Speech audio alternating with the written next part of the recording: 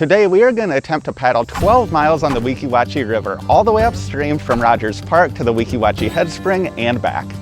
Along the way, we are going to be sharing some tips from this paddle experience, as well as our last attempt to paddle the Weeki Wachee River, which ended up being a bit of a disaster. We'll tell you more about that later, but if we want to have enough time to complete this 12-mile paddle and get our Weeki Wachee redemption, we got to start now. Our Saturday paddle in the Land of Mermaids began 6 miles downstream from the Weeki Wachee State Park. Our second attempt at this 12-mile paddle was sure to be a challenging one, as we'd never paddled more than 9 miles in a single day prior, and I was still dealing with some back issues. But this time, we did at least have experience on our side, as well as a pair of brand new inflatable paddleboards which we couldn't wait to get on the water. We spent the first few minutes of the paddle getting a feel for our new boards, and then we were off.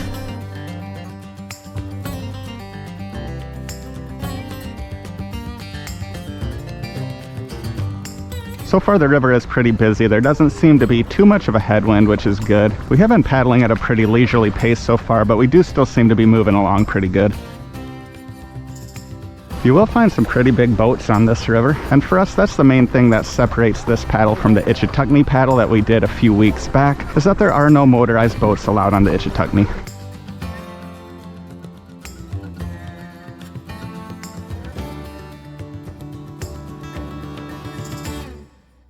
The paddle so far is already going so much better than last time. The only thing I can think of that's not going better is that on our last paddle we had already seen a couple of manatees by now.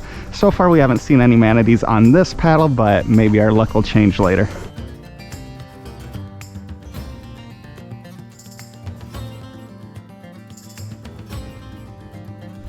Oh, I saw our first manatee. What? I saw the first manatee. When? It's up there in that yard. Not the same.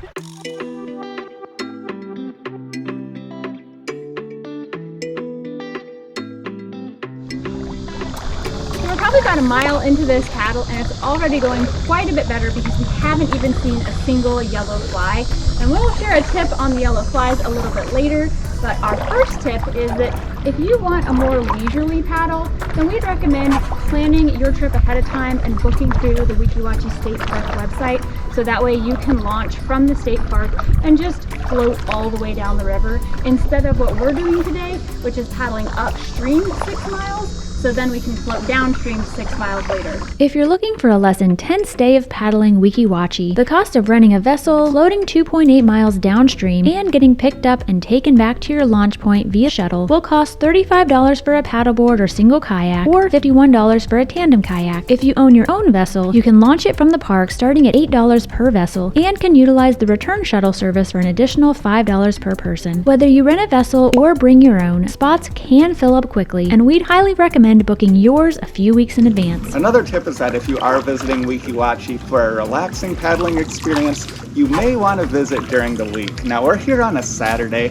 and there has been a lot of motorized boat traffic. I'd say we've probably already passed at least 50 motorized boats, and a good portion of those boats do have their music playing. So not only are you constantly listening to their music, but you're also always having to keep an eye out for them to make sure that you're not in their way. And that does tie in with our next tip, which is to always keep an eye out for those larger motorized boats. If you do have one approaching you from ahead or from behind, just make sure you paddle towards the shallow side of the river, allowing those boats to pass by on the deeper side. And that leads to our next tip, which is to paddle the Weeki Wachee via paddleboard if you're able to. Now, if you're not comfortable on a paddleboard, you can definitely still enjoy the float down Weeki Wachee on a kayak or a canoe.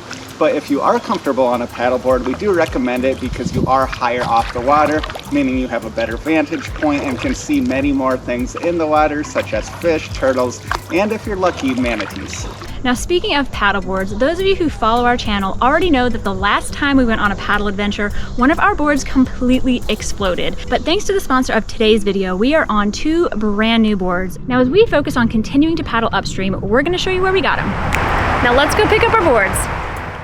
This pursuit took us to our local Tampa Bay area Bass Pro Shop, where we quickly found the Ascent paddleboards we were looking for. While we were at this sportsman's paradise, we decided to grab a few more essential items for our paddle, including bug spray, reef safe sunscreen, and a new UPF shirt. And since Skylar can never make it out of a Bass Pro without picking up a new hat, he grabbed this Ascend one to go with his board. We left Bass Pro Shops excited to try our new paddleboards and confident in our ability to complete our 12-mile paddle. But before we could get them out on the water, first we'd have to unbox and inflate them. So the initial process with the manual pumps is not too hard, but in order to get it up to the 15 PSI that's recommended, you do have to really put your weight into it. One really cool thing about this pump is that it does make it really easy to tell when the board's properly inflated.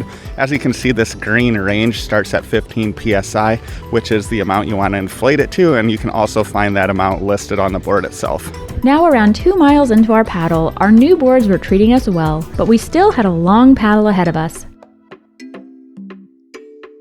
If you're interested in purchasing an Ascend paddleboard or other items for your next outdoor adventure, you can shop at Bass Pro online by scanning this QR code or by clicking on our affiliate link in the video description. We'll tell you more about our first impressions of these boards towards the end of this video, but for now, we've got something else to show you. Manatee. Skylar spotted the first real manatee. Not sure if you can see the outline up there or not. Elated and energized from our first manatee spotting of the day, but with still around 9 more miles to go on our paddle, we'd have to continue making our way upstream.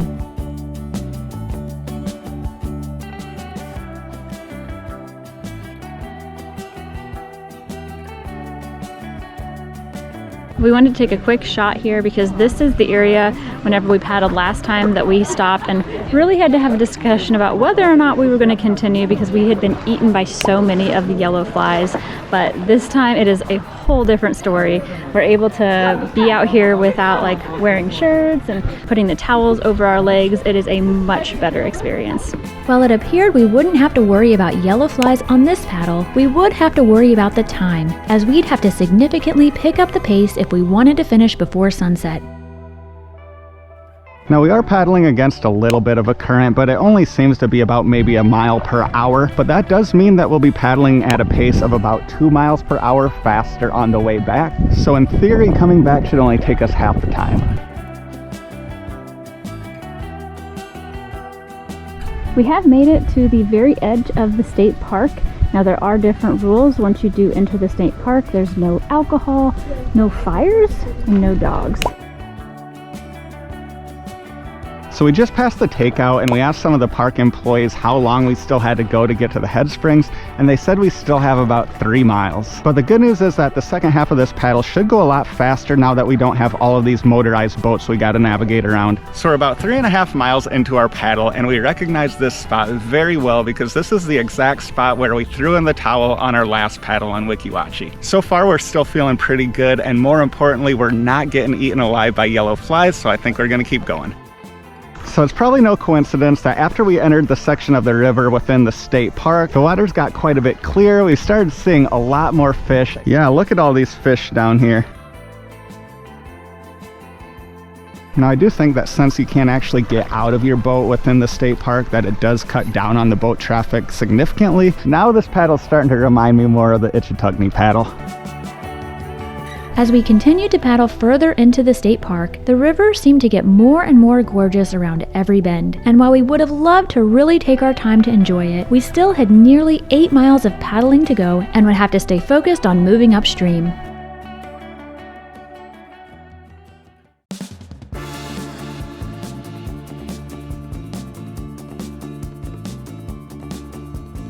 So we just met some other paddlers and they said we are getting close to the head springs. I don't know how close that actually is, but I think we're both ready to be done. Jamie, are you ready to be done paddling upstream? I am beyond ready.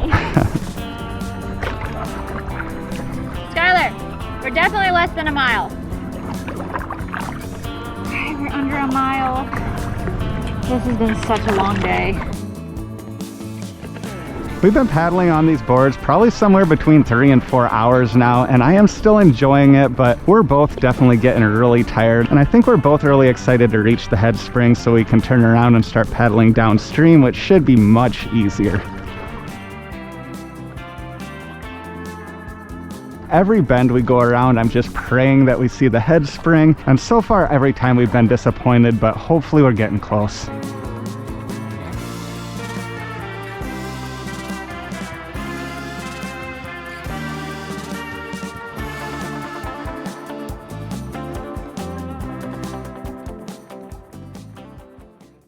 Okay, so Jamie just let me know it's almost 5. We're still not at the head spring, and sunset is right around 7:30, meaning we're gonna have less than 2.5 hours to make it back. So we were kind of hoping we were gonna be able to float back and really just focus on taking footage and providing you guys all with tips, but I think we're gonna have to paddle at a pretty good pace to make sure we actually do make it back by sunset.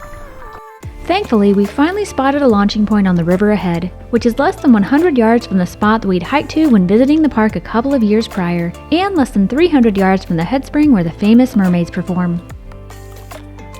So we made it to the point that you would launch from if you were to launch from Weeki Wachee State Park and just paddle downstream, and I think we're gonna call that good. Now, we would have loved to paddle a little further to the head spring, but we've already reached our goal of paddling 6 miles, and we only got 2 hours of daylight left, so we really might be getting back in the dark. All right, we made our 6 miles. Now we got 6 miles to paddle back in about 2 hours. You think we can make it? All right, so I know I said earlier that we'd probably be going twice as fast on our way back, but honestly, it seems more like 3 or 4 times as fast. We really seem to be booking it, which obviously is great.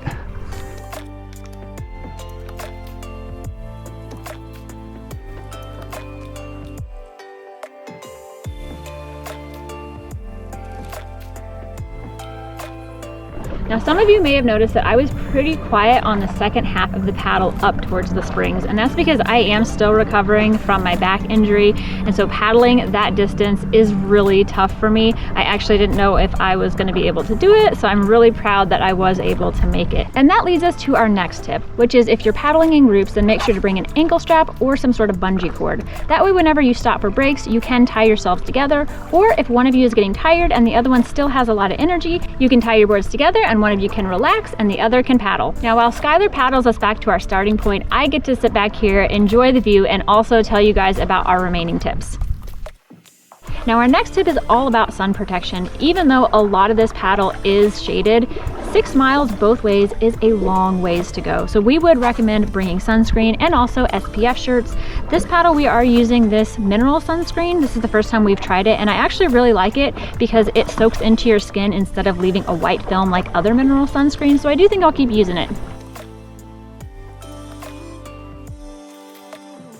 This next tip is mainly from our prior paddling experience, and that is to be prepared for the bugs. We would recommend bringing bug spray, an SPF shirt like the one I'm wearing, and also potentially a towel. Now, today we are visiting at the beginning of October, and the bugs have not bothered us at all. We just put on some bug spray before we headed out on the river this morning, and we have been fine. But the last time we visited, it was at the end of May, and we learned later on that it was actually yellow fly season. We had never encountered yellow flies before, and turns out they are very aggressive and they will bite multiple times. So we ended up with so many bug bites and they itch for days. So that's why we would recommend just coming prepared just in case. The next tip is to bring food and drink and be aware of the restrictions. If you do plan on going to the state park, they do have restrictions about what you can have on the water. So you will have to bring your liquids in reusable containers as well as your food. So for example, we brought 3 different water bottles with us, and we also brought some pizza in a Tupperware container. We had picked up food from Richie Cheesesteak last night and had some leftovers. Both the pizza and the cheesesteak were delicious, so if you're in the area, we would highly recommend stopping by. Now, in case you were wondering how our paddle was going, we were already around halfway back to Rodgers Park, and I wasn't feeling too bad. So we are approaching the area where you would take out if you book with the Weeki Wachee State Park. So the area that we just paddled from, that is the main area that you would paddle from the park, and you would take out here, and then you can take their shuttle that will take you back to the park. But since we parked at Rodgers Park, we have got about 3 more miles to go. And speaking of Rodgers Park, there is one more thing we have to mention. So the pay station that was here when we visited last time is now gone. We did ask a couple other people here at the park if you had to pay for parking, and they said for the last month or so the pay station has been gone and parking has been free. Back on the river, while I was feeling pretty decent, after over 10 miles of paddling, Skylar was starting to wear out. I'm glad we don't have to go much further. My elbow is hurting pretty bad. And that meant I'd soon have to go back to paddling on my own. But first, we've got another tip. Our next tip is to not book the cheapest hotel available. We wanted to save a little bit of money and went with the budget option that was right across the street from the park, which is a great location, but we really ended up regretting that decision. Unfortunately, the room smelled like smoke, the water was super cloudy, and our neighbors were up all hours of the night. So we did not get a good night's sleep, and that contributed to today's paddle being a little bit more challenging. In retrospect, we would have paid a little bit of extra money in order to stay in a little bit of a nicer place, or maybe considered one of the Airbnbs or VRBOs in the area because there are a ton of options. While the majority of our paddle was complete, the excitement was far from over, as we'd still have a couple more animal sightings on the river. Are you getting close to the raccoon? Yeah. I don't see it. I got him. Alright guys, we really were trying to book it back, but we spotted our second manatee of the day. There he is, right there.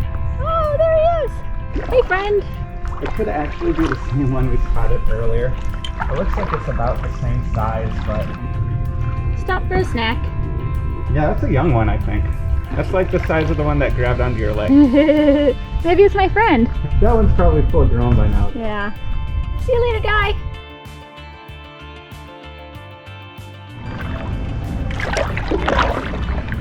Under a mile and back paddling on my own. Oh, I found the sign. Here it is. We got 1 mile to go. 1 mile. Yay!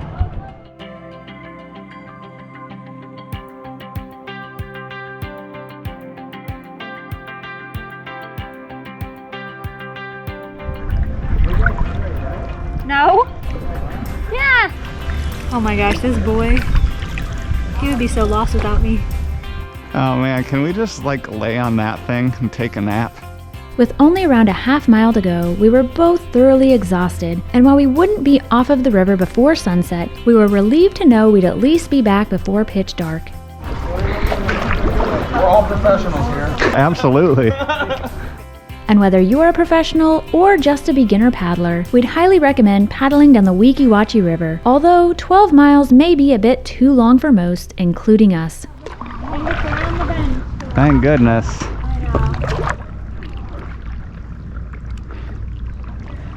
Oh yeah, I see that beach. Woohoo! 12 miles Yeah. is a long way to paddle. It is. I don't know if I'll be too anxious to do another 12-mile paddle. Maybe 10 miles is the limit. Maybe 12 miles, but all downstream. If it was all downstream, we could go 30 miles, I feel like. I'd say that 6 miles upstream was 90% of the work. Yeah.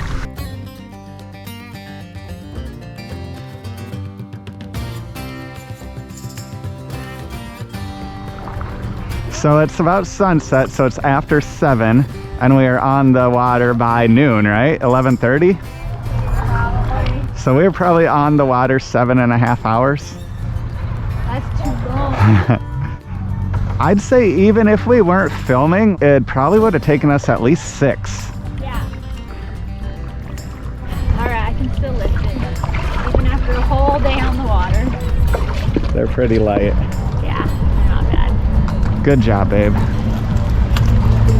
After 12 miles and around 7 long hours on the river, we finally made it back to Rodgers Park. Now we are really exhausted, but also really happy that we met our goal of paddling 12 miles. And I think you can definitely say that we got our Weeki Wachee redemption. Now this was our first time out on these new Ascend paddleboards, and we really put them to the test. And I do have to say they passed with flying colors. Now before we got these inflatable paddleboards, I kind of just thought all inflatable paddleboards were the same. But compared to our last ones, I do have to say that these are much more stable, and they also track a lot better. So thanks again to today's sponsor, Bass Pro, for hooking us up with these paddleboards and helping us get our Weeki Wachee redemption. After a long day of paddling, you're probably gonna be starving, which leads us to our 10th and final tip, to grab dinner at the Upper Deck. Located less than a minute from Rodgers Park and right on the banks of the Weeki Wachee, the Upper Deck offers everything we were craving after our paddle. A comfortable open-air atmosphere with some fantastic food.